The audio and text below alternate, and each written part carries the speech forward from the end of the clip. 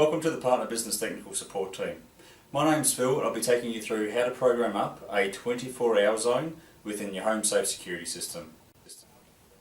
Within this instructional video, the devices we'll be using will be the HomeSafe main security console panel, which is this one here, and also the HomeSafe security key panel.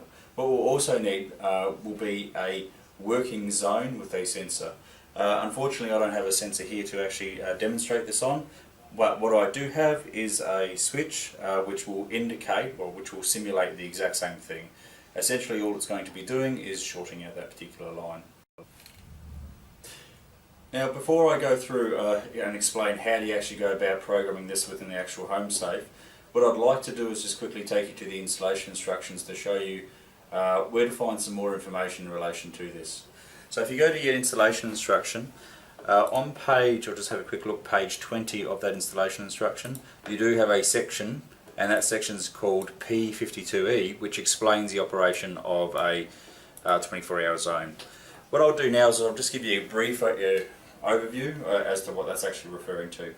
So a 24-hour zone is basically a zone that, regardless of whether the system is armed or disarmed, if that zone is deemed unsecure, so there's a short or an open or something like that along that line, it's basically going to set the siren off, and it will only be reset once you actually put a user code in. So it's very similar to what a tamper circuit actually does.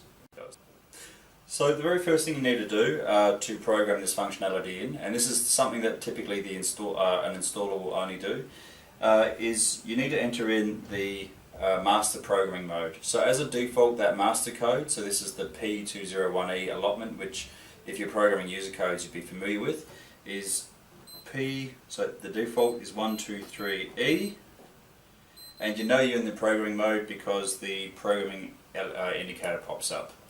The next step you need to take is actually entering into the installer mode, and again this will vary from site to site, and it's something that's typically changed.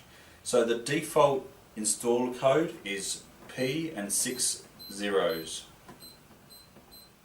E, and you know that you're in the installer mode because the program icon will flash on and off. So the next step we're going to be taking, this is where we start actually doing the programming for the 24-hour zone, is we need to enter in program 52E. So now what should display are all the 24-hour zones, or all the zones which are classified as 24-hour zones or detection means. So currently we actually have nothing in there. So what we're going to be doing is we're going to be using zone 4 as, we're just going to basically be programming zone 4 up as an illustration. So to program a zone into this, you just need to press the zone, then E, and that will appear on the actual LCD screen. Now if you have a zone on there that you want to get rid of, just enter in the number, then press E again, and that number will disappear. So that's basically programming a 24-hour zone, and what I'll do is, as for all programming, test it out to make sure it's working.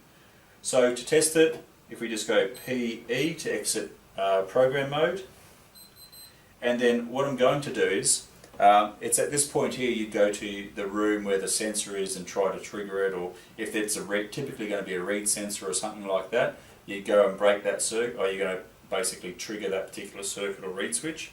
What I'm going to do, because I don't have either of those, I'm going to flick a switch which will simulate the same thing, and hopefully what we should see is the security system should basically be triggered. There you go. So what I'll do is I'll just enter in the user code, which is, in my case, 123, so 123E. And now it's been disarmed.